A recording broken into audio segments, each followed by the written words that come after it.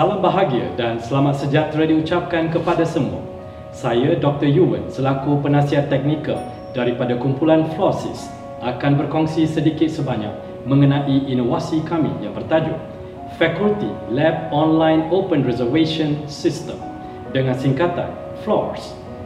Inovasi ini adalah hasil kerjasama kumpulan yang terdiri daripada 7 ahli yang masing-masing mempunyai kepakaran tinggi yang telah disumbangkan untuk menjayakan projek ini. Projek ini juga turut mendapat mandat daripada dekan dan pengurusan tinggi fakulti bagi mereka bentuk sistem dan seterusnya menggunakannya untuk tujuan menyelesaikan masalah makmal kejuruteraan. Inovasi ini mampu mendukung misi dan visi universiti untuk menyediakan pendidikan dan perkhidmatan yang terunggul. Assalamualaikum kepada semua. Saya Nur Azmi bin Sabri selaku Ketua Kumpulan Flosys akan turut membincangkan mengenai platform pengurusan makmal secara elektronik ataupun lebih dikenali sebagai FLOS dan lain-lain hal yang berkaitan. Idea asal untuk inovasi ini timbul apabila bilangan pelajar yang menggunakan kemudahan makmal untuk tujuan pengajaran dan pembelajaran meningkat secara mendadak. Ekoran daripada itu, pelbagai masalah baru yang muncul telah menjadi halangan dalam memastikan pengurusan dan perjalanan makmal efisien. Walaupun banyak cara dan inisiatif telah dibuat, namun tidak memberi sebarang kesan positif. Bilangan pelajar yang terlalu ramai dan kemudahan fasiliti makmal dan ruang yang terhad telah menyukarkan lagi keadaan semasa perjalanan operasi harian makmal. Adalah menjadi keutamaan bagi kumpulan Flosys untuk mencari penyelesaian pengurusan yang lebih efisien, cekap dan mesra pengguna dengan mengambil kira semua halangan dan limitasi yang sedia ada. Penyelesaian ini haruslah lebih praktikal dan menjadi alternatif kepada sistem konvensional yang sedia ada di mana-mana makmal pengajaran dan pembelajaran di universiti tempatan di Malaysia. Melalui alatan kajian yang sesuai seperti sesi percambahan minda dan beberapa borang soal selidik, kami telah mengenal pasti beberapa punca masalah semasa. Antaranya adalah bilangan pelajar terlalu ramai disebabkan oleh kemasukan pelajar di luar sasaran, pengenalan program-program baru dalam fakulti, ruang makmal yang sempit dan terhad mengikut skala asal penubuhan program, bilangan peralatan makmal yang terhad dan memerlukan prosedur kerja yang lama. Antara kesan-kesan yang menjadi masalah utama dalam pengurusan makmal pada hari ini adalah 1. Pertindihan jadual waktu pelajar dan penyelaras makmal. 2. Penggunaan kertas yang banyak untuk penyediaan dan pelaporan makmal. 3. Waktu menunggu yang terlalu lama sebelum boleh melakukan aktiviti makmal. Dan yang keempat, proses kerja sebelum mengambil masa yang lama. Hasil daripada verifikasi data dan pembuktian yang dilakukan, kami dapati anggaran masa menunggu adalah lebih kurang 3 ke 5 hari bekerja sebelum pelajar boleh mendapatkan slot untuk menggunakan fasiliti makmal. Masa pertemuan secara bersemuka antara staf dan pelajar adalah lebih kurang 40 minit setiap kali sebelum membolehkan sebarang uji kaji makmal dijalankan. Peratus penggunaan kertas meningkat seiring dengan peningkatan bilangan pelajar. Anggaran peningkatan adalah 2 kali ganda dalam tempoh masa 2 tahun. Di awal tahun 2018, beberapa inisiatif dilaksanakan di peringkat operasi makmal untuk mengurangkan penggunaan kertas. Contohnya, setiap kertas haruslah dicetak di kedua-dua belah sebelum dibuang. Helaian kerja makmal dan borang uji kaji dimuat naik dalam portal. Laporan makmal dihantar dalam bentuk digital. Namun, inisiatif ini tidak membawa sebarang kesan yang positif. Hasil daripada perbincangan semangsaran dan data-data yang diterima melalui borang maklum balas, kumpulan Flosys telah membangunkan satu sistem yang diberi nama FLOS untuk mengatasi segala masalah yang timbul sewaktu menjalankan operasi makmal kejuruteraan di peringkat Fakulti Teknologi Kejuruteraan Awam. Pembangunan projek telah dimulakan seawal bulan Januari tahun 2021 dan digunakan secara aktif sehingga ke hari ini. Sebanyak 100 pelajar daripada setiap semester telah digunakan untuk mendapatkan maklum balas berkaitan kepuasan dan pandangan mengenai sistem FLOS. Lebih kurang 93% responden memilih untuk menggunakan sistem FLOS berbanding sistem konvensional ataupun tradisional makmal. Hasil analisis data juga menunjukkan terdapat peningkatan sebanyak 50% dalam aktiviti menempah slot uji kaji menggunakan FLOS berbanding secara manual sebelum ini. Dengan ini, anggaran masa pertemuan secara bersemuka antara staf dan pelajar juga telah berjaya dikurangkan separuh, iaitu daripada 40 minit menjadi 20 minit setiap pelajar.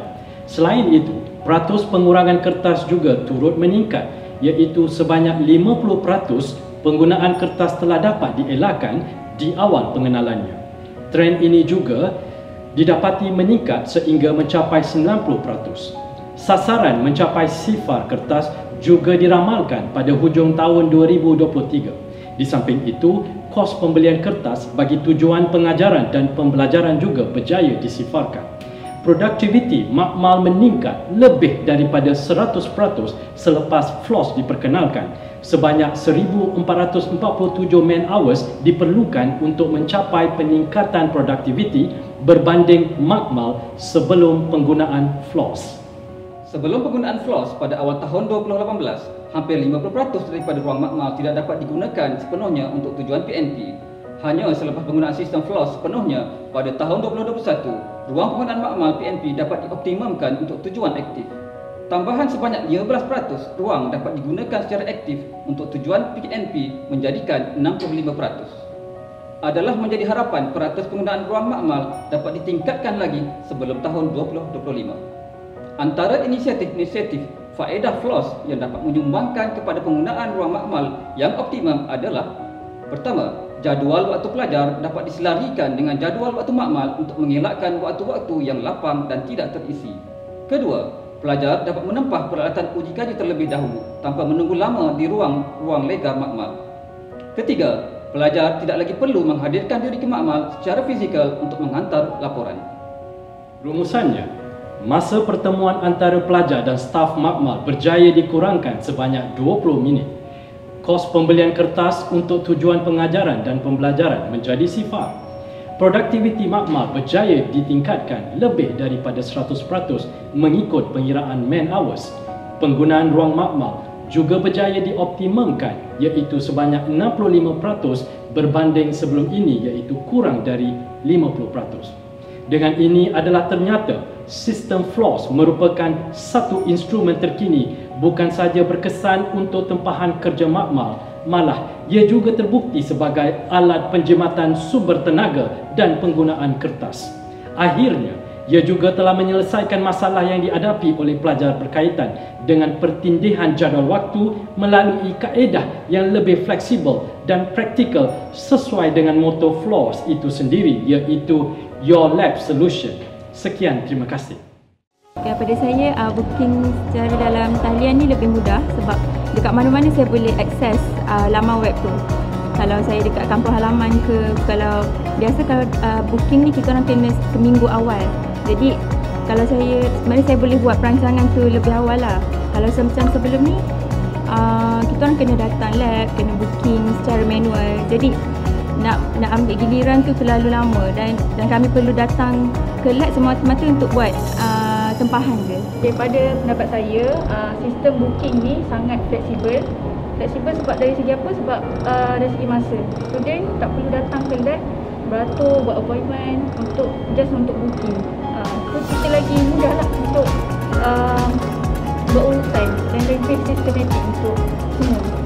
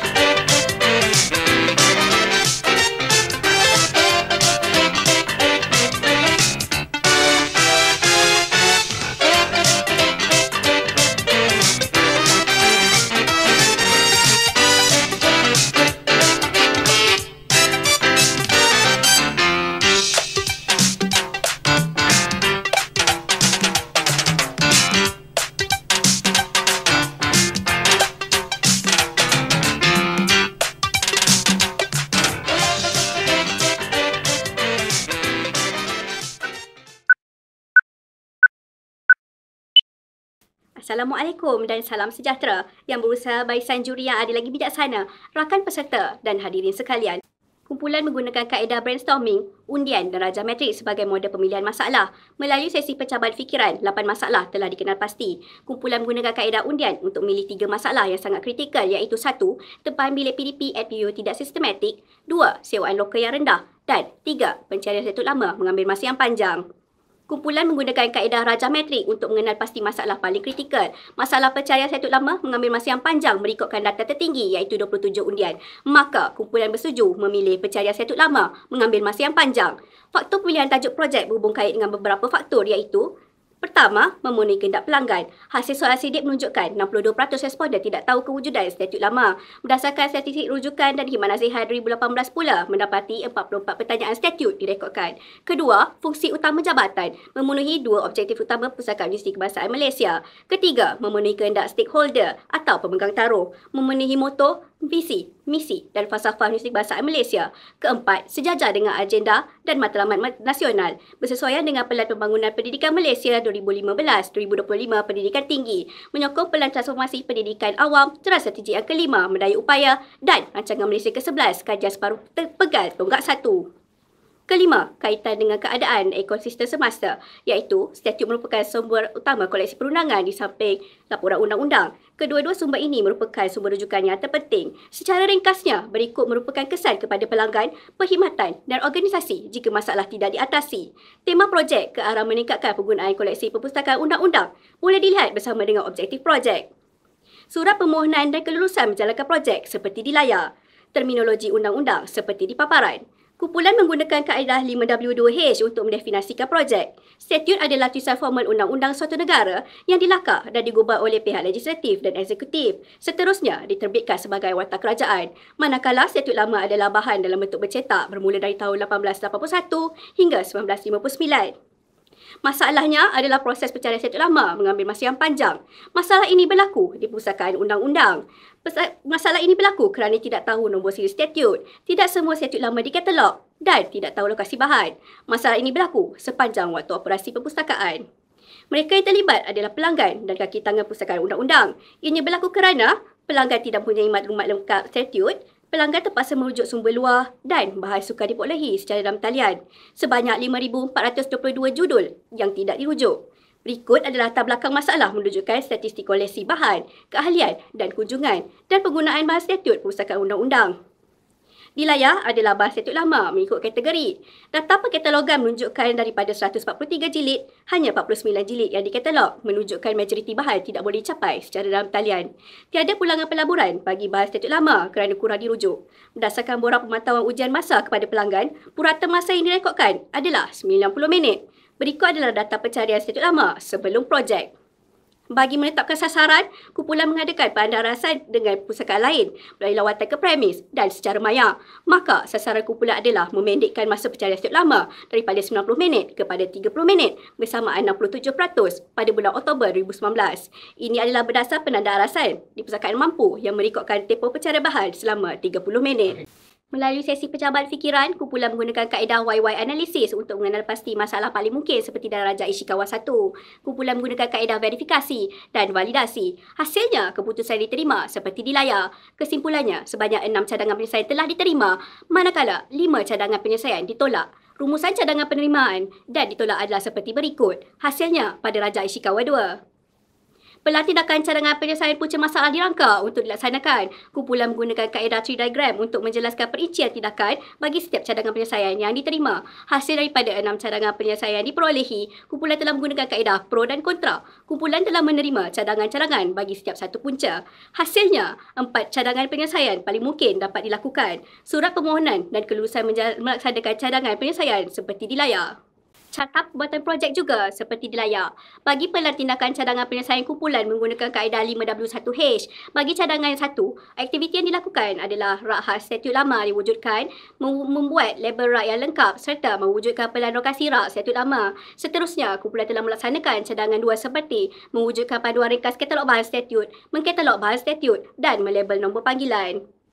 Kumpulan juga turut melaksanakan cadangan 3 seperti menyediakan manual pengindeksan bahan dan membuat pengindeksan dalam sistem perpustakaan. Hasil daripada pelantikan cadangan 1, 2 dan 3, kumpulan bersetuju mewujudkan kaedah pencarian khusus bahan statut lama sebagai cadangan 4. Berikut adalah perincian langkah penyediaan cadangan 4. Uji cuba turut dilakukan seperti diperincikan di layar.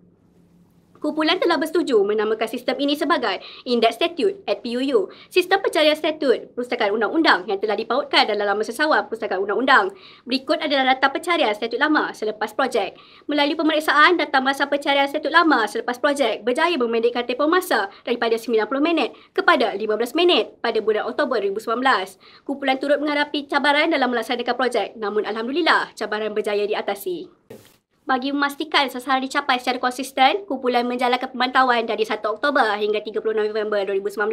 Hasil pemantauan ini alhamdulillah pencapai kumpulan kekal melepasi sasaran iaitu 30 minit. Kumpulan turut merangka beberapa pelan kontingensi seperti di layar sebagai langkah persediaan.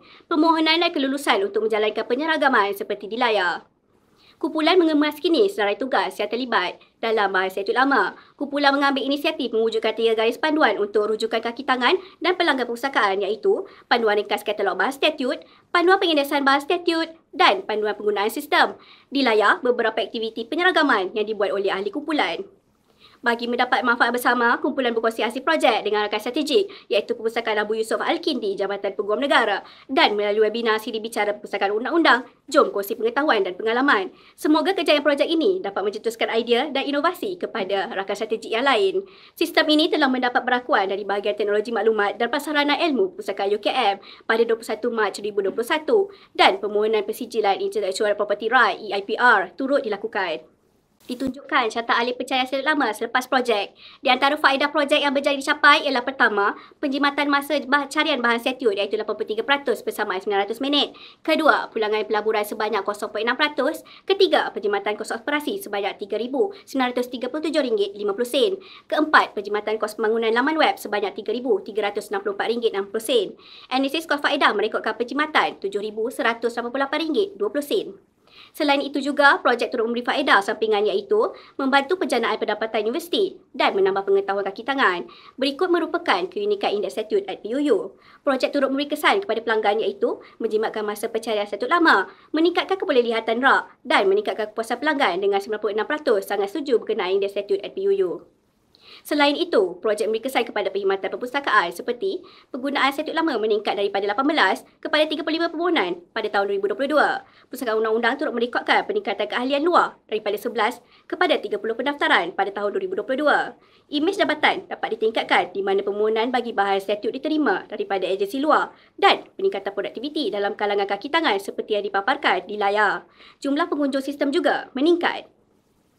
Projek juga secara tidak langsung memberi kesan kepada universiti dengan menyokong inovasi kebitaran iMinda dalam Pelan Strategik Teras UKM 2021-2025, menyokong kedudukan UKM sebagai universiti terbaik berdasarkan QS World University Ranking dan juga merupakan di antara 5 universiti terbaik ASEAN. Selain itu, pemegang taruh turut terkesan di mana mudah mendapatkan bahan ini bagi menyokong proses pengajaran, pembelajaran dan penyelidikan. Projek secara tidak langsung turut menyokong Pelan Pembangunan Pendidikan Malaysia 2015-2025 iaitu perkara 3 menghayati pembelajaran sepanjang hayat. Bagi lembaga pengarah UKM pula, projek juga secara tidak langsung menyokong aspirasi warga UKM dengan meletakkan UKM di tangga 119 Persada Antarabangsa. Dimaklumkan juga projek memberi kesan kepada komuniti setempat di mana memudahkan pengguna luar sekitar UKM seperti KUIS, UiTM Dengkil, Jabatan Peguam Negara, Jabatan Bomba dan Penyelamat Malaysia serta firma guaman untuk mendapatkan bahan. Dan yang terakhir, projek ini turut memberi kesan kepada negara iaitu menyokong Pelan Strategik Jabatan Pengajian Tinggi 2018-2022 melalui Industri Pendidikan Tinggi 4.0 University for the People. Kesimpulannya, kumpulan telah berjaya mencapai objektif yang ditetapkan. Penghargaan daripada pelanggan terutamanya pelajar dan ahli akademik dizahirkan melalui komen-komen positif yang diterima projek membantu sesi pembelajaran, pengajaran dan penyelidikan dengan lebih berkesan lagi. Penilaian prestasi ahli kumpulan sebelum dan selepas projek seperti di layar. Pembelajaran yang diperolehi dan cadangan meningkatkan lagi kemahiran ahli kumpulan mizan seperti di layar. Berikut merupakan rumusan hasil projek. Kumpulan turut membuat penambahbaikan secara berterusan terhadap projek seperti mengindeks bahan tambahan perundangan, peraturan-peraturan dan arahan serta perundangan negeri. Sekalum penghargaan dan jutaan terima kasih diucapkan kepada pihak yang terlibat secara langsung maupun tidak langsung. Hanya Allah sahaja yang dapat membalasnya. Sekian, terima kasih.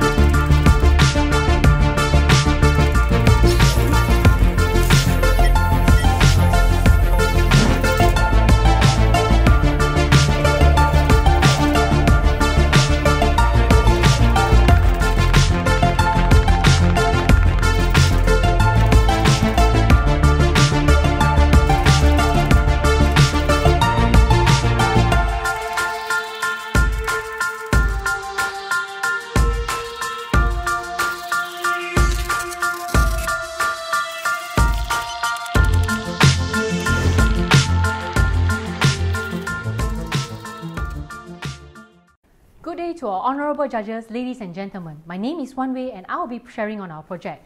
The following is a list of problems that we face in Farm Selatan, which were identified through a brainstorming session. Problem 1.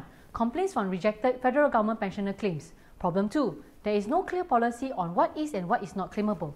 As we can see, policies available are not up to date with advancements in medical technology. Problem 3. The lengthy staff verification for medication supply. Problem 4. Limited and cluttered workspace.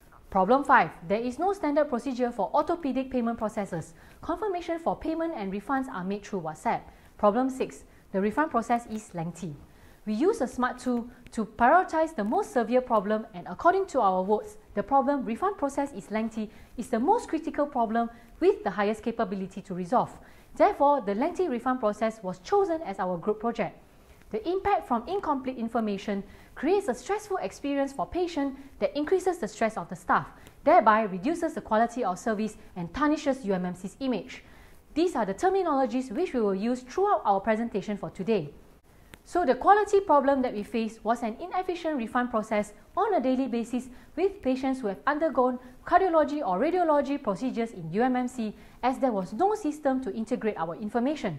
The workflow of cardiology or radiology process begins with the patient making a deposit for the procedure. Consigned items that were used in the department will be noted down on the charge sheet. An official charge sheet will be issued by the department for the refund process. For this project, we will be only focusing on the refund process. The refund process map in Farm Selatan starts with the patient coming to Farm Selatan with the refund documents. The staff will look for and check the charge sheet for the procedure. The staff contacts the department to obtain confirmation. A new receipt will be created. A detailed invoice will be prepared and certified by an accountant. The patient fills in the refund book, and lastly, the patient will be given the new receipt and the detailed invoice. When compared to other hospitals near us, on average, the refund process takes approximately 7 days. Therefore, we have decided to set our target according to the refund process time of other procedures carried out in Farm Selatan. Upon analysis, we realized that the refund process time of cardiology and radiology procedure had an astounding 11 minutes to 3 working days timeline compared to other refund processes in Farm Selatan. Besides, the number of steps taken by our staff to complete the refund process of cardiology and radiology procedure is also 5 times more compared to other procedures in Farm Selatan. As we can see, the red dino, which represents the cardiology and radiology procedure, is still running around to complete the refund process, while the other dinos have returned to the counter to serve the other patients. This table summarizes the differences in the refund procedures. Therefore, we would like to achieve the target set of 3 to 5 minutes and 120 steps.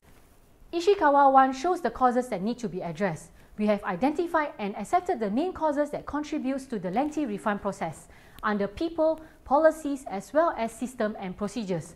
Unfortunately, we had to reject the main cause under equipment and facilities, as they incur a high cost as well as a longer time to resolve. This is our new Ishikawa diagram. Strategies accepted to resolve incomplete document is to educate and train personnel involved. Long interaction time is resolved through the creation of a refund poster, and lengthy refund process is by electronification of information. Lengthy explanation is resolved by communicating and emphasizing the policy to our staff regularly. the lengthy refund confirmation, no specific time for refund, and no database that offers required information may be resolved via electronification of information. This is our plan for change. This is a summary of accepted strategies which we may adopt to improve our situation.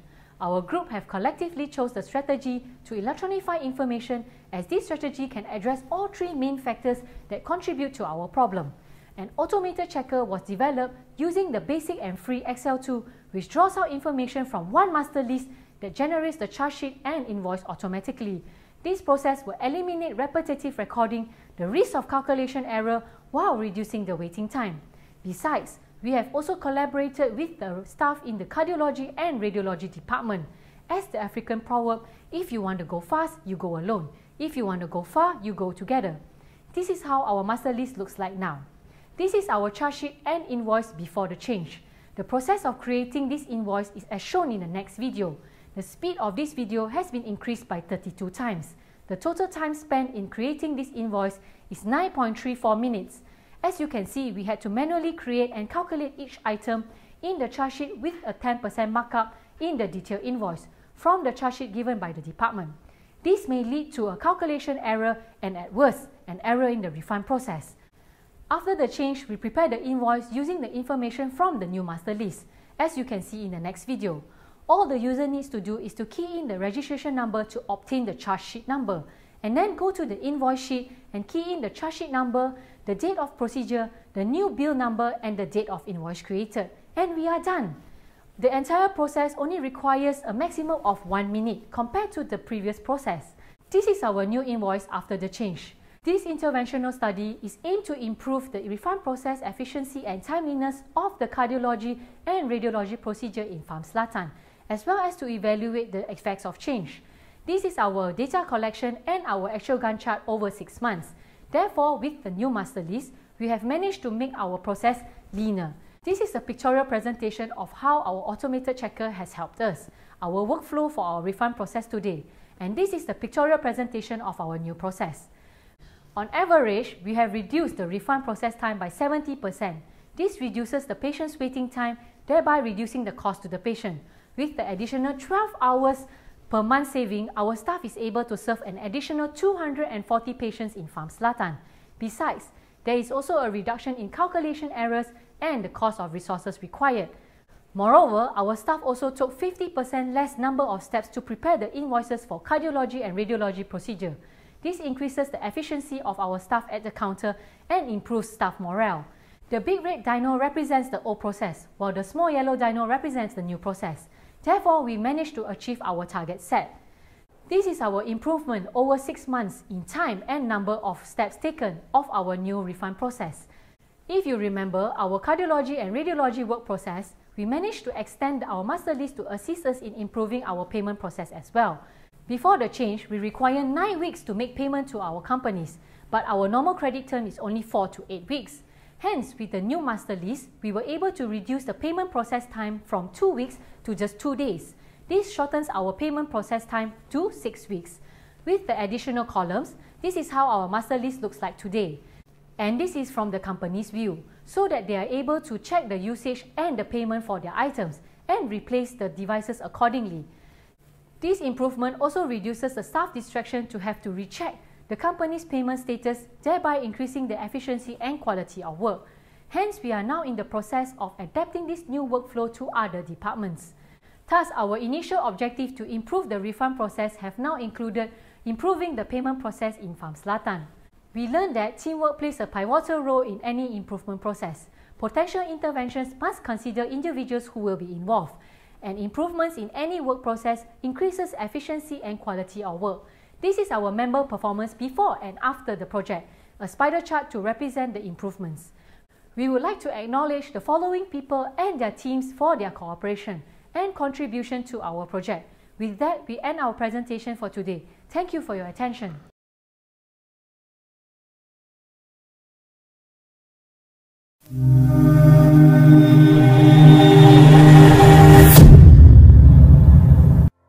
Dari pena ke sebuah naskah, buah fikiran terlukis indah. Sebelum lidah terus bermadah, salam sejahtera, salam ukhuwah. Saya Nur Maizatul Akmal Saidi selaku Ketua Kumpulan di ARIS dan 6 ahli kumpulan yang lain daripada Universiti Malaysia Kelantan akan membentangkan projek kumpulan kami iaitu Academic Responsibilities Indicator for Staff, ARIS, dengan tanda pagar 40 jam je lah untuk dinilai oleh barisan hakim yang arif lagi bijaksana. Berikut merupakan montaj yang bagi memaparkan maklumat berkenaan latar belakang organisasi, maklumat kumpulan The ARIS dan tata cara pengendalian kumpulan kami.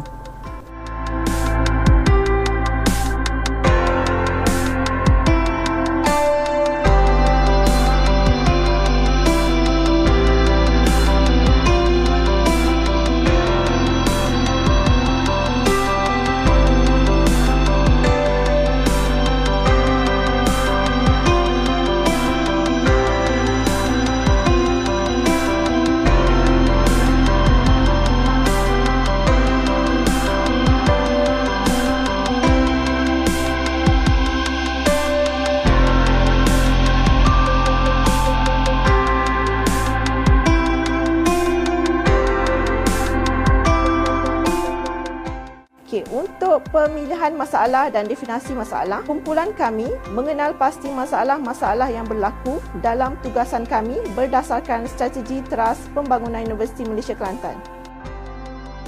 Kaedah percambahan fikiran melalui sumbangsaran telah diadakan dan daripada 6 masalah, 4 masalah telah disenari pendek seperti di layar.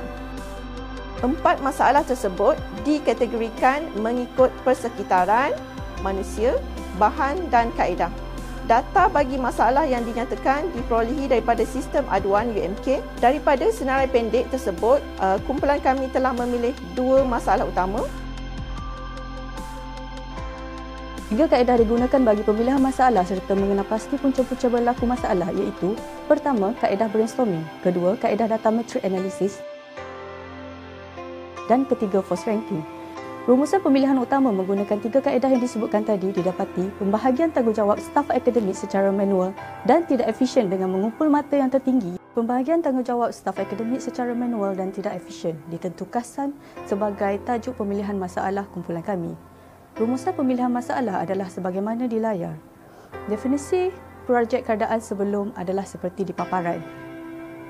Setelah mengenal pasti projek, kumpulan kami seterusnya mencari dan memperincikan masalah melalui konsep 5W1H.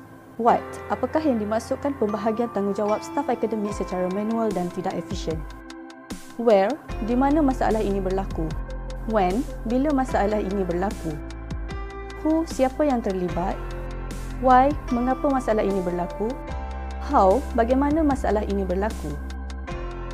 Objektif projek kami adalah seperti berikut.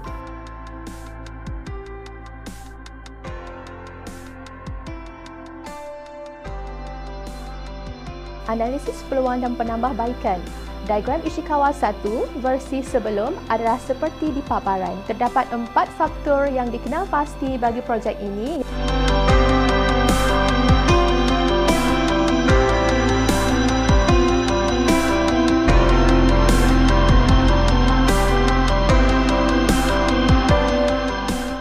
Berikut merupakan diagram Ishikawa kedua, iaitu versi selepas. Mengenal punca masalah. Imej universiti terjejas, diterima. Ruang penyimpanan dokumen secara cloud yang agak terhad, diterima. Tahap produktiviti terjejas, ditolak. Pengumpulan data tanggungjawab akademik secara berasingan, diterima. Pemantauan yang kurang menyeluruh oleh pentadbir, diterima. Perincian dan sasaran punca masalah. Berikut merupakan borang kaji selidik bagi mengenal pasti punca masalah. Seterusnya, carta semak kekerapan punca masalah sebelum penambahbaikan adalah seperti berikut. Data kekerapan punca masalah sebelum penambahbaikan adalah seperti di paparan. Seterusnya, kita lihat rajah Pareto sebelum penambahbaikan dilakukan. Berikut adalah sasaran punca-punca penyumbangan masalah terhadap projek yang dijalankan. Butiran adalah seperti di paparan.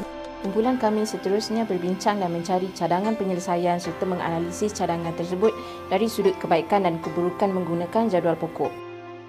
Pertama, prosedur pemantauan tanggungjawab staf akademik. Cadangan pertama diterima, cadangan kedua ditolak. Kedua, imej universiti terjejas. Cadangan pertama diterima, cadangan kedua ditolak. Ketiga, ruang penyimpanan dokumen cloud yang terhad. Cadangan pertama diterima, cadangan kedua ditolak. Keempat, pengumpulan data secara berasingan. Cadangan pertama diterima, cadangan kedua ditolak. Rumusan cadangan penyelesaian.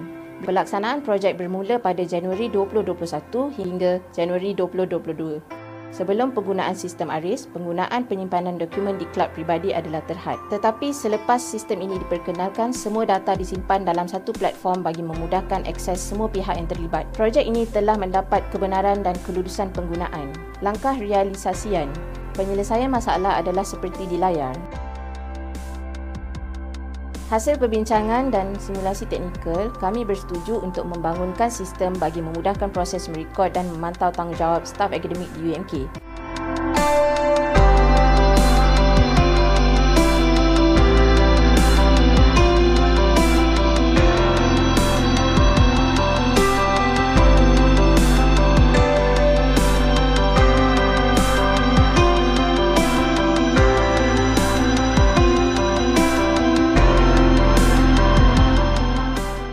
Antara ciri unik sistem ini adalah ianya menggunakan platform terkini dan dengan ketetapan sistematik, data yang dikumpulkan lebih telus berdasarkan wajaran yang telah ditetapkan dan sistem ini boleh dicapai dengan dua bahasa. Berikut merupakan sesi taklimat dan uji lari yang kami jalankan kepada pensyarah terpilih. Kemudian uji lari kedua melibatkan pengumpulan maklum balas daripada dekan-dekan fakulti di UMK. Dan seterusnya, uji lari ketiga merupakan sesi perbincangan bersama pentadbir fakulti di UMK bagi proses pemurnian had minimum atau maksimum tanggungjawab staf akademik.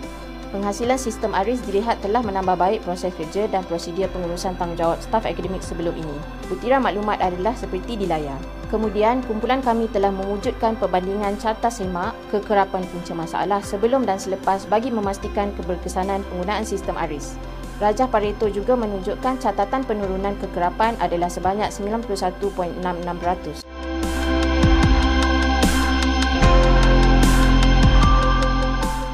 Bukti pengesahan penyeragaman adalah penguatkuasaan pengeliling pentadbiran pelaksanaan sistem ARIS kepada semua staf akademik UMK, mengemaskini SOP terkini berkaitan tanggungjawab dan beban tugas staf akademik, menyediakan manual penggunaan sistem ARIS dan hebahan email penggunaan sistem ARIS.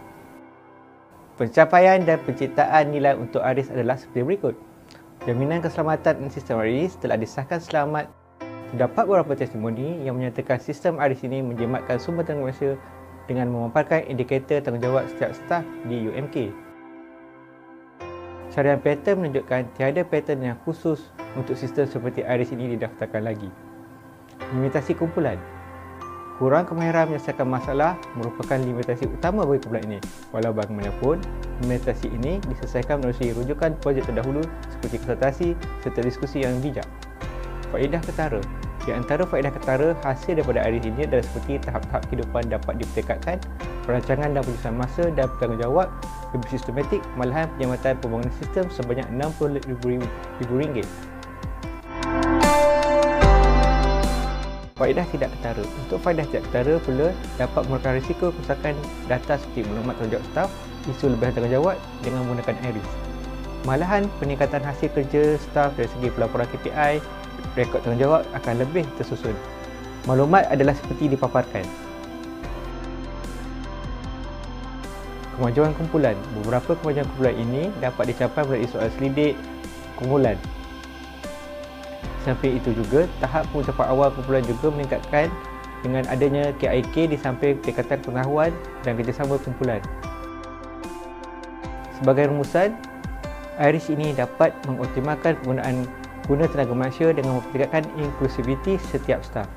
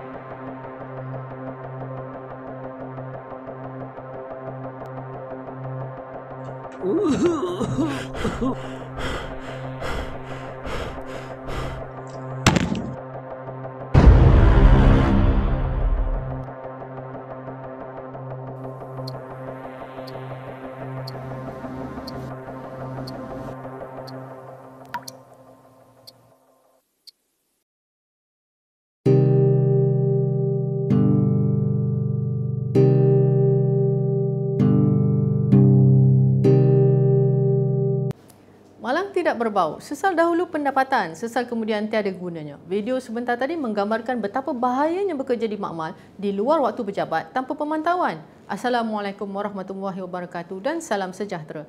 Saya Fariha dari kumpulan KJK Union dari Universiti Sains Islam Malaysia, Fakulti Perubatan dan Sains Kesihatan akan membentangkan sebuah projek inovasi berkaitan pengurusan makmal. KJK Union yang dianggotai oleh 10 orang ahli diinspirasikan daripada slogan Kita Jaga Kita yang menggambarkan motivasi dan semangat kami untuk berinovasi demi menambah baik mutu perkhidmatan. Setiap ahli telah bertungkus lumus sejak Mac 2021 lagi bagi menjayakan kesemua aktiviti projek inovasi ini. Kaedah yang digunakan pakai dan carta pembatuan adalah seperti paparan skrin. Kita mulakan dengan bab 1, pemilihan masalah. Daripada 9 masalah yang dicadangkan, 3 masalah telah dipilih berdasarkan analisa tahap kritikal dan keupayaan. Masalah tersebut adalah masalah 3, penggunaan makmal penyidikan di luar kawalan pihak fakulti. Data masalah menunjukkan sebanyak 6 aduan penggunaan makmal di luar waktu pejabat telah direkodkan. Masalah 8, ruang bilik stor terhad untuk makmal penyidikan. Data menunjukkan makmal penyidikan dibina tanpa stor simpanan barang. Masalah 9, kekurangan staf makmal akibat ketiadaan perjawatan baru. Data membuktikan hanya 19 orang staf makmal yang ada untuk menguruskan amali kumpulan pelajar yang ramai, fasiliti serta tugasan yang pelbagai. Seterusnya, melalui analisa matriks diagram bentuk L, didapati masalah 3 menduduki tempat pertama. Justru, kumpulan kami memilih masalah penggunaan makmal penyelidikan di luar kawalan pihak fakulti sebagai tajuk inovasi kami. Pemilihan masalah ini adalah selaras dengan dasar kualiti, moto serta nilai teras USIM yang menekankan kepentingan tata cara yang sistematik dan pemantauan kerja yang baik. Selain itu, pemilihan masalah ini juga adalah penting dalam menyelesaikan isu keselamatan semasa menggunakan makmal dan ini selaras dengan piagam pelanggan USIM.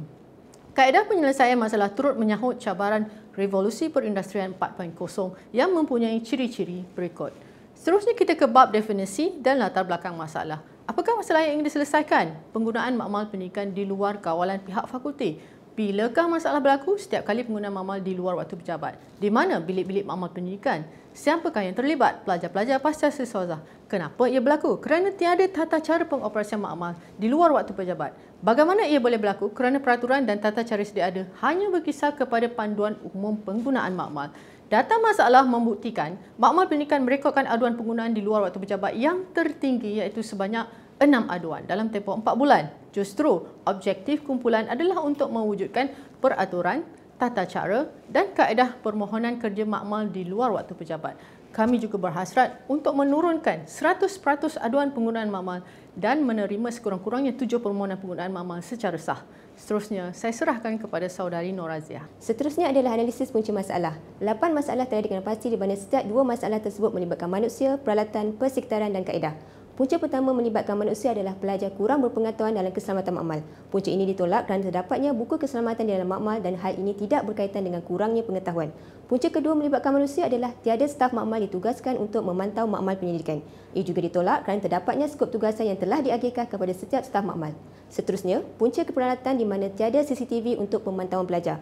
Namun, punca ini juga ditolak kerana terdapatnya CCTV di hadapan lift dan pemantauan sukar dilakukan melalui CCTV serta tiada peruntukan membelinya. Tiada sebarang sistem pemantauan seperti sistem rekod kad asas adalah punca peralatan diterima kerana tiada sebarang sistem yang boleh merekod data penggunaan makmal di luar waktu pejabat. Tiada peraturan penggunaan makmal di luar waktu pejabat juga adalah punca yang telah diterima kerana buku panduan dan keselamatan tidak lengkap ditemukan.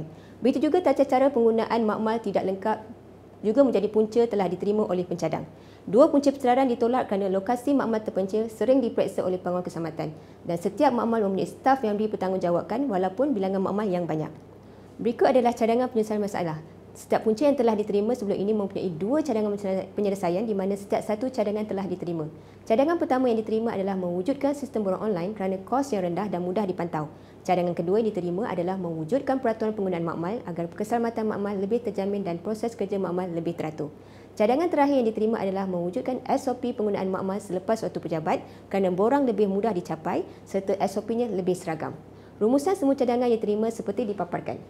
Bab 6. Pelaksanaan cadangan. Pelan tindakan pertama, mewujudkan peraturan penggunaan makmal luar waktu pejabat. Proses kaji semula peraturan, mewujudkan peraturan penggunaan makmal, pembentangan kepada pihak pengurusan dan mendapat kelulusan dari pihak pengurusan. Pelan tindakan 2, mewujudkan SOP permohonan penggunaan makmal luar waktu pejabat. Pembincangan SOP dengan merujuk peraturan yang telah dilulus, mewujudkan SOP penggunaan makmal. Draft SOP telah diluluskan oleh pengurusan makmal. SOP dipamerkan untuk rujukan pengguna. Pelan tindakan 3, mewujudkan sistem borang online bagi permohonan luar waktu pejabat. Platform yang terpilih adalah MS Form. Borang permohonan digitalkan. Proses uji cuba menggunakan link. Pelaksanaan sistem kepada pengguna. Pemantauan turut dilakukan oleh staf pentadbiran makmal. Berikut merupakan proses uji cuba.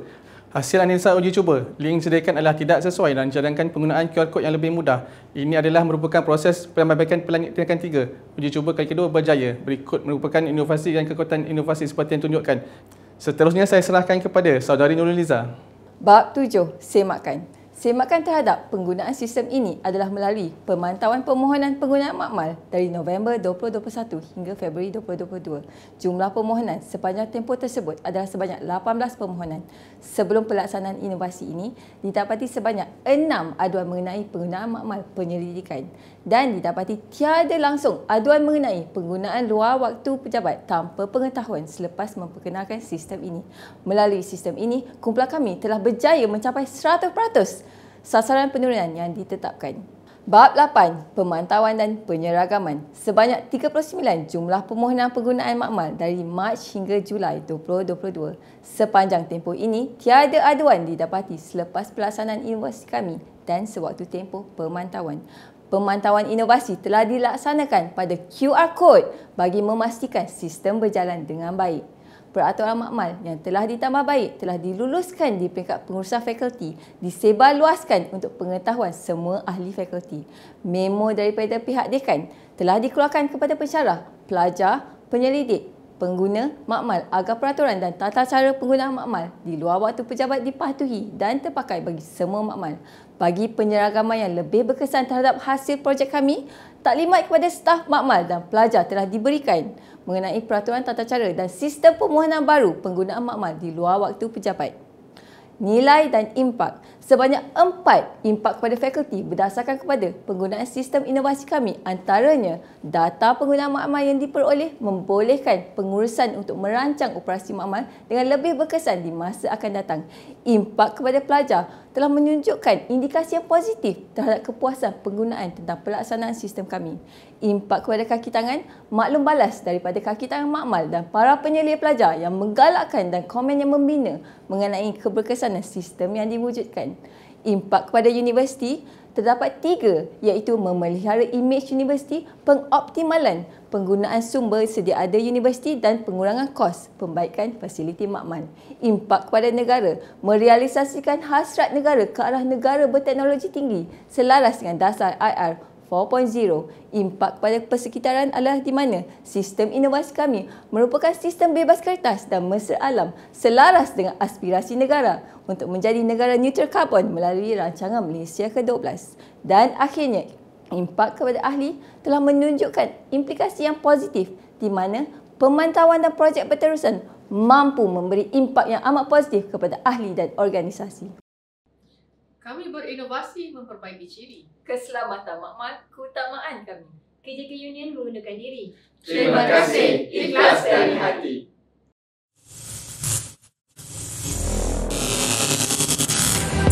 Kita jaga kita.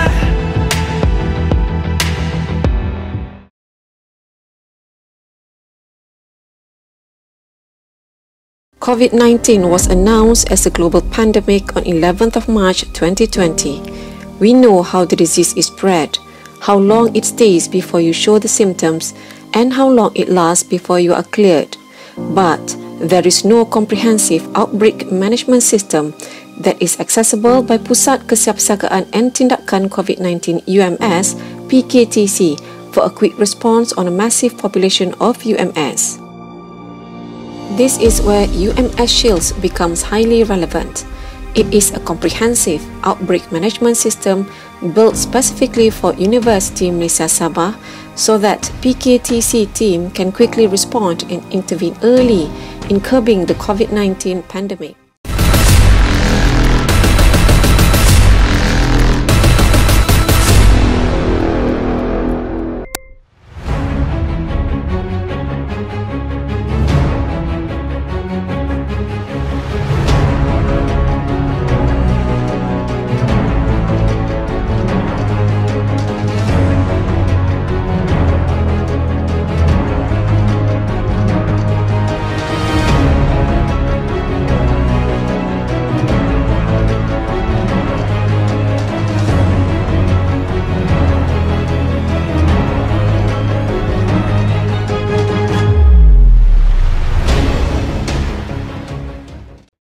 Universiti Malaysia Sabah UMS memperkenalkan sistem UMS Shield bagi memantau dan mendapani pandemik COVID-19 khususnya dalam kalangan pelajar dan kaki tangan universiti itu.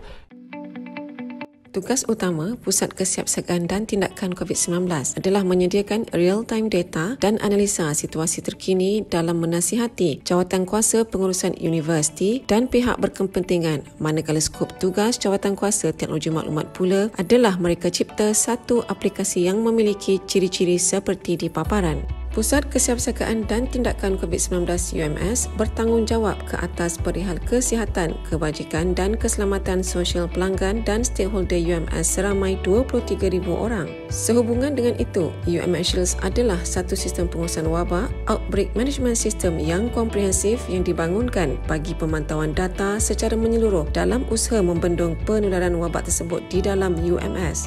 UMS Shields adalah sebuah sistem pemerkasaan dan surveilan penyakit yang berlandaskan konsep Smart Health dengan penerapan teknologi Artificial Intelligence. Ia sejajar dengan dasar revolusi perindustrian keempat negara. Pandemik COVID-19 mendatangkan kesan langsung kepada keadaan dan ekosistem semasa di mana pembangunan UMS Shields telah membenarkan data di dalam sistem tersebut dapat diakses terus oleh PKTC seiring dengan keperluan semasa UMS bagi menjalankan surveilan dengan cepat mengekang penularan penyakit tersebut. Paparan ini menunjukkan matlamat keberhasilan projek berdasarkan kecakapan agensi sektor awam, keberkesanan penyampaian perkhidmatan dan kesejahteraan rakyat. Kumpulan Insting telah mengadakan mesyuarat sebanyak 52 kali dan terdapat 3 kali naik taraf bagi sistem UMS Shield sejak Mei 2020. Terdapat 4 sasaran kumpulan iaitu yang pertama, mengurangkan risiko jangkitan COVID-19 di kalangan staf, pelajar serta pekerja luar yang bertugas di Universiti Malaysia Sabah. Yang kedua, menyaring status kesihatan pelajar UMS sebelum membenarkan mereka pulang ke tempat asal masing-masing yang merupakan arahan Majlis Keselamatan Negara. Yang ketiga, memantau kesihatan pelajar yang dibenarkan balik ke kampus. Dan yang terakhir adalah membantu dalam pengurusan data bagi proses vaksinasi pusat pemberian vaksin UMS. Kami berinisiatif untuk mereka bentuk satu sistem pengurusan wabak yang menyeluruh, merangkumi pengawasan, pengesanan dan pemantauan bagi memastikan kesihatan, kesejahteraan dan kebajikan warga UMS berada dalam tahap optimum. Tindakan penyelesaian adalah berdasarkan kaedah design thinking iaitu empathize, define, ideate, prototype dan testing. Ini adalah tempoh penghasilan dan pelaksanaan projek inovasi. Teknik Scamper digunakan dalam mencari idea bagi pembangunan sistem inovasi ini. Kaedah analisis jurang digunakan bagi memantapkan lagi pembangunan aplikasi UMS Shields. Pelaksanaan tindakan penyelesaian adalah melalui 5W 1H. Terdapat 3 aplikasi penilaian risiko yang telah diambil kira semasa penghasilan prototipe iaitu Borang Penilaian Risiko COVID-19 dari Jabatan Kesihatan Negeri Sabah, COVID-19 Health Risk Assessment and Self-Evaluation System oleh UNIZA dan aplikasi MySejahtera. Jadual menunjukkan perbandingan ciri-ciri utama bagi setiap aplikasi berkenaan. Penghasilan dan pengujian prototipe bermula dengan brainstorming antara pakar-pakar. Kumpulan telah berjaya mendapatkan geran penyelidikan skim dana khas bagi membangunkan aplikasi berkenaan. Dalam permulaan penghasilan aplikasi ini, 2 modul telah diperkenalkan pada peringkat pertama iaitu modul penilaian kendiri dan modul jom balik kampung. Modul penilaian kendiri perlu diisi oleh seluruh warga UMS termasuk pekerja luar yang bertugas di UMS serta pelawat untuk mengenal pasti tahap risiko masing-masing. Email peringatan untuk mengisi akan dihantar kepada staf dan pelajar setiap 2 minggu. Setiap individu yang telah mengisi modul ini akan dikategorikan mengikut 3 warna tahap risiko. Bagi individu yang berisiko tinggi, pihak PKTC UMS akan hubungi untuk swab susulan. Paparan menunjukkan bilangan data terkumpul bagi modul penilaian kendiri. Modul Jom Balik Kampung dibangunkan khas untuk membantu UMS dan Kementerian Pengajian Tinggi dalam proses menghantar pulang 6,313 orang pelajar UMS pada bulan Mei 2020.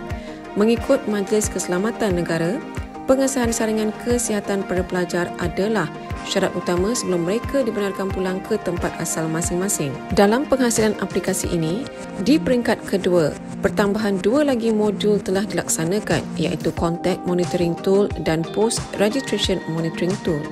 Dalam modul Contact Monitoring ini, dibangunkan bagi proses pemantauan status kesihatan pelajar dan staf yang menetap di dalam Kolej Kediaman UMS dan diklasifikasikan sebagai person under investigation.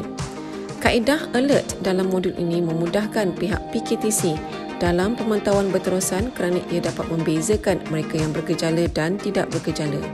Modul Post Registration Monitoring pula dibangunkan untuk memantau pelajar-pelajar yang pulang semula ke kampus apabila semester baru bermula. Bagi peringkat ketiga, modul Pre-Vaccination Assessment dan Post-Vaccination Monitoring telah ditambah ke dalam aplikasi.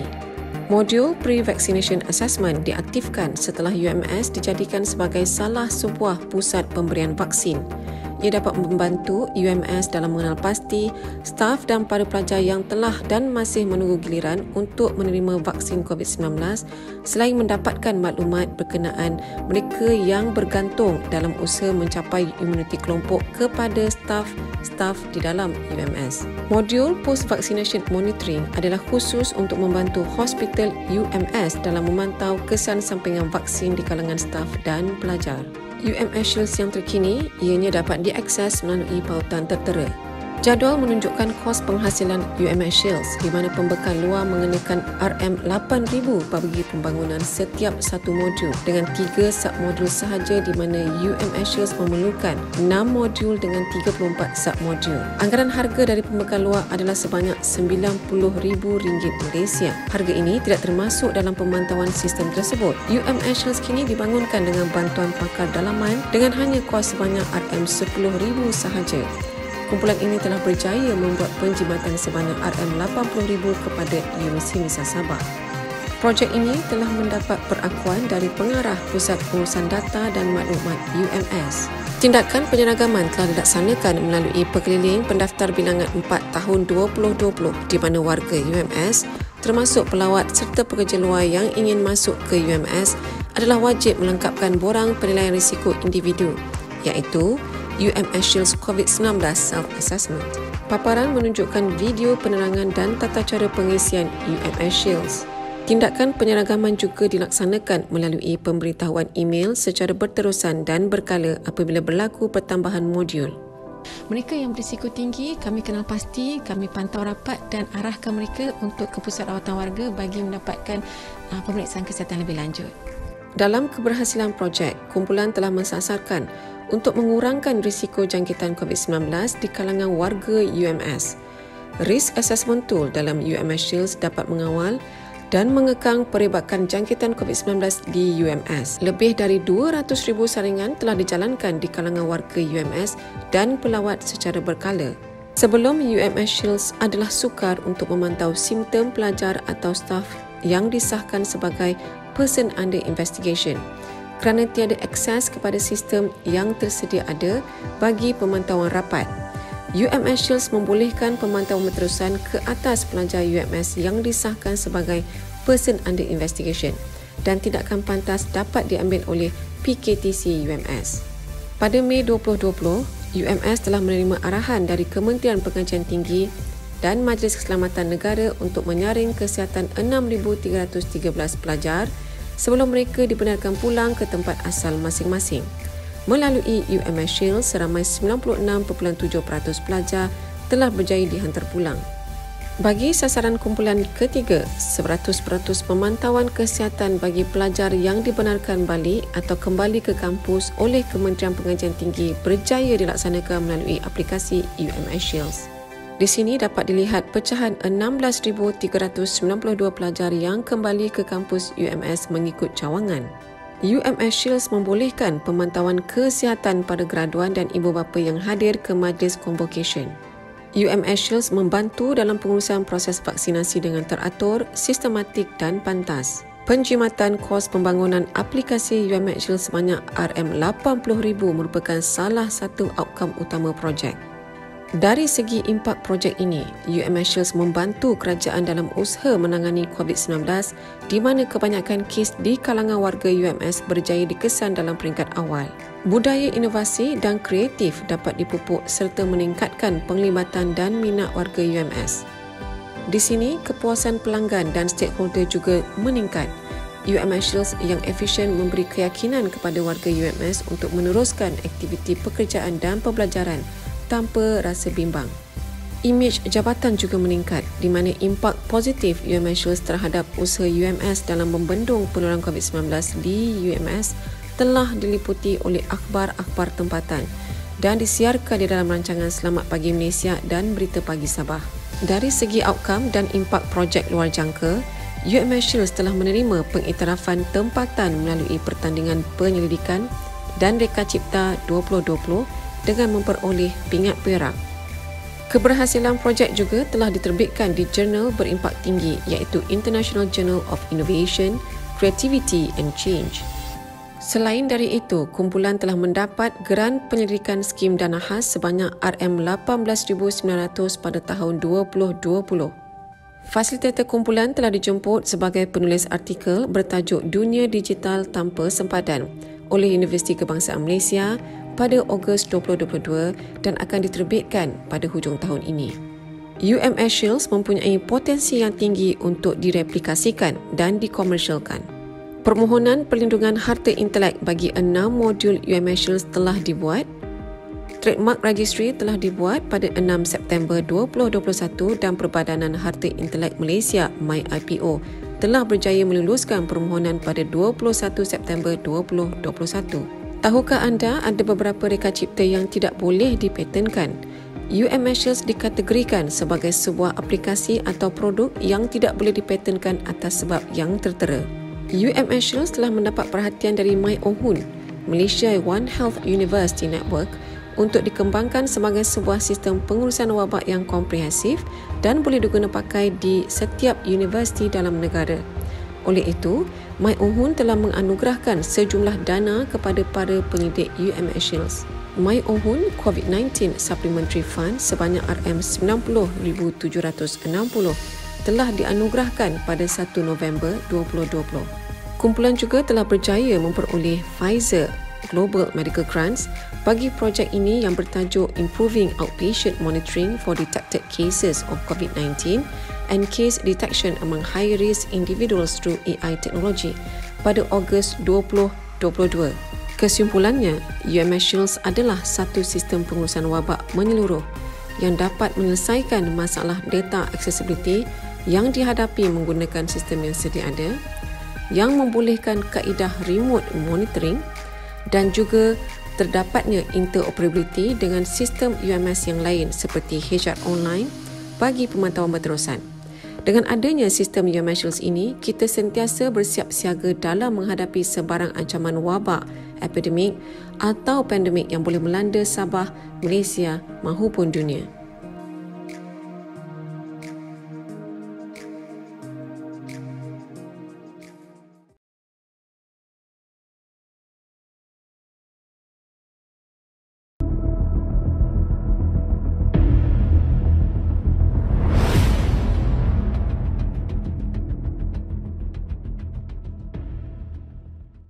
Kes pengabaian kanak-kanak di taman asuhan semakin meningkat dan bukan sahaja membawa kepada isu penderaan, malah ada yang membawa kepada kematian kanak-kanak, di mana silapnya NCDRC UPSI ada solusi tindakan pencegahannya.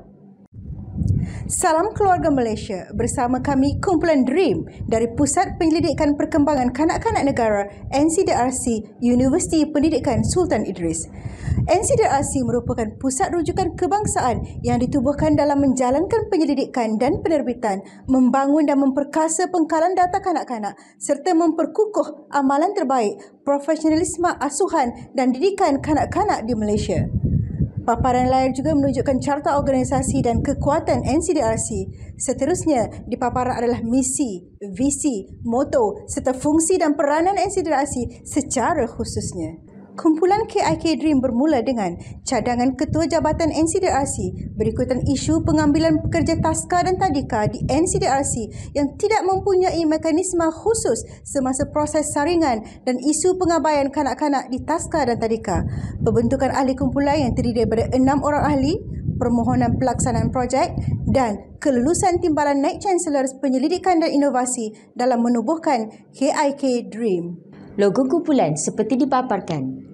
DREAM adalah singkatan kepada 5 aspek yang menekankan kepada determination, responsibility, enthusiastic, attitude, motivation. Penglibatan ahli kumpulan dijelaskan menerusi carta organisasi kumpulan dan metrik pembahagian tugas yang melibatkan semua ahli seperti yang dipaparkan. Seterusnya, mesyuarat kumpulan telah dilakukan sebanyak 32 kali dengan mencatat 99.2% kehadiran. Carta perpaduan projek bermula pada September 2019 dan berakhir pada September 2021. Kitaran PDCA digunakan sebagai metodologi penyelesaian masalah. Teknik brainstorming, kaedah undian dan analisa metrik telah dilakukan. Dua masalah utama yang dikenal pasti seperti di layar. Jadi, projek KIK DREAM sudah semestinya proses pengambilan pekerja taska dan tadika yang kurang efektif. Mesti anda semua tertanya-tanya kenapa dan mengapa kami memilih projek ini. Rasionalnya sudah tentu bertepatan dengan misi, visi dan objektif NCDRC, hubung kait masalah dengan pengurusan jabatan dan sudah tentu dengan pelanggan. Projek juga bertepatan dengan pelan strategi UPSI seperti yang dipaparkan dengan pemberian taruh sejajar kehendak dasar perlindungan kanak-kanak negara oleh KPWKM Akta Taman Asuhan Kanak-Kanak 1984 Kementerian Kesejahteraan Komuniti Wanita, Keluarga dan Pembangunan Kanak-Kanak Negeri Sarawak. Seterusnya dengan komuniti di mana kes-kes pengabaian dan kecuaian di taman asuhan yang menyebabkan berlakunya kes yang tidak diingini kepada kanak-kanak termasuk kematian dan keperluan negara yang menuju ke arah IR 410 yang merangkumi Big Data. Definisi dan latar belakang masalah. Terminologi tajuk projek didefinisikan seperti di layar. What? Proses mengenal pasti dan pemilihan calon yang berkelayakan bagi mengisi kekosongan jawatan di taska dan tadika. When? Apabila berlaku pemberhentian kaki tangan atas masalah ketidaksesuaian dan pengabaian tanggungjawab oleh kaki tangan yang berkhidmat dalam perkhidmatan asuhan dan didikan kanak-kanak di taska tadika NCDRC. Where? Taska dan tadika NCDRC. Who? Pemohon kerja dan pentadbir NCDRC. Why? Tiada instrumen khusus yang komprehensif bagi penyaringan pengambilan pekerja taska tadika. How? Saringan calon yang hanya menggunakan kaedah konvensional. Latar belakang masalah. Secara ringkasnya, proses saringan pengambilan kaki tangan taska dan tadika di NCDRC pada masa kini hanya mengambil kira kelayakan akademik, pengalaman bekerja, mock teaching dan temuduga sahaja. Kaedah konvensional tidak mencukupi untuk melantik tenaga kerja yang benar-benar layak untuk berkhidmat dalam aktiviti asuhan dan didikan kanak-kanak.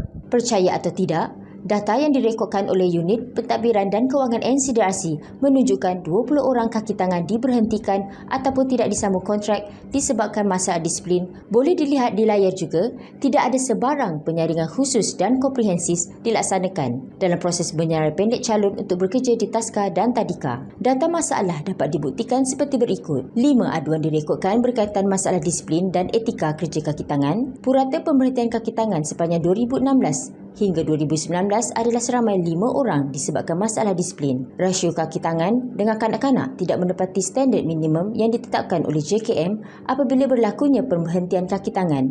Ini kerana proses untuk pengambilan mengambil masa yang agak panjang. Tinjauan makhluk malas berkaitan proses saringan pengambilan kerja taska dan tadika daripada pelbagai agensi mendapati tiada kriteria saringan khusus yang bersistematik dan 100% bersetuju sekiranya diwujudkan satu saringan khusus yang melibatkan elemen-elemen bersesuaian untuk pengambilan kaki tangan taska dan tadika. Penentuan target setting. Penetapan sasaran projek adalah berdasarkan kepada minit mesyuarat jabatan seperti dipaparkan. Selain itu, sasaran projek juga turut dibuktikan melalui penanda aras yang dijalankan kepada pelbagai agensi seperti di layar. Tijauan mendapati tiada instrumen penyerangan khusus dan masih menggunakan kaedah konvensional. Analisa punca masalah berdasarkan rajah, sebab dan akibat. 5 potensi punca mungkin dikenal pasti. Punca 1. Keputusan atas budi bicara tidak telus. Keputusan ditolak. Punca 2. Kurang kemahiran proses pengambilan. Keputusan ditolak. Punca 3. SOP tidak dikemas kini. Keputusan ditolak. Punca 4. Tiada instrumen penyaringan khusus. Keputusan diterima. Punca 5. Tiada sistem yang efektif dalam proses penyaringan. Keputusan diterima. Analisis masalah bagi punca yang paling mungkin adalah diringkaskan seperti rajah, sebab akibat yang ketiga. Terdapat 4 cadangan penyelesaian seperti yang dipaparkan yang mungkin boleh membantu dalam menyelesaikan 2 punca yang dikenal pasti. Punca 1. Tiada instrumen penyaringan khusus. Cadangan pertama, mengambil perunding luar untuk mewujudkan instrumen penyaringan khusus. Keputusan tolak. Cadangan kedua, mewujudkan instrumen penyaringan khusus secara dalaman. Keputusan terima. Punca 2. Tiada sistem yang efektif dalam proses penyaringan. Cadangan pertama, membangunkan sistem saringan dalam talian secara dalaman. Keputusan diterima. Cadangan kedua, melantik syarikat luar bagi membangunkan sistem saringan dalam talian. Keputusan ditolak.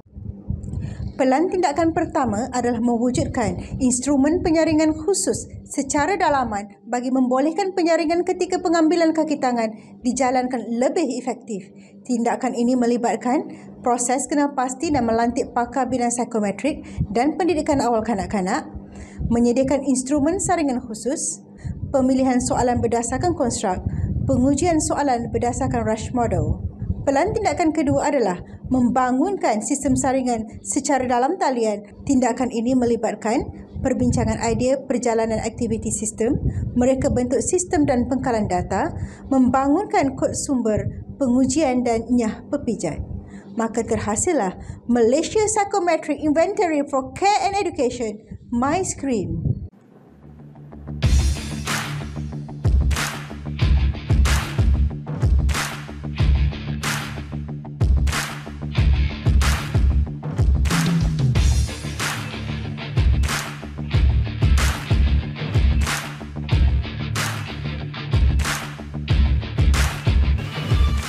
Sistem MyScreen telah berjaya mengenal pasti kaki tangan yang terbaik untuk berkhidmat dalam bidang asuhan dan didikan kanak-kanak di NCDRC. Hasil semakan telah berjaya merekodkan 10 orang telah berjaya menduduki ujian saringan. Alhamdulillah, projek berjaya menepati sasaran di mana pencapaian 100% iaitu tiada saringan khusus kepada wujudnya sistem MyScreen terbukti dengan pengesahan daripada Timbalan Naib Chancellor Pendidikan Inovasi UPSI seperti di layar. Faktor kejayaan seperti di layar. Pemantauan dan penyeragaman. Bagi tujuan pemantauan, kami telah melaksanakan aktiviti seperti berikut. Memastikan sistem live dengan membuat pemantauan mingguan, membuat backup pangkalan data menggunakan drive, mengadakan mesyuarat berkala sistem MyScreen dan penambahbaikan sistem mengikut keperluan.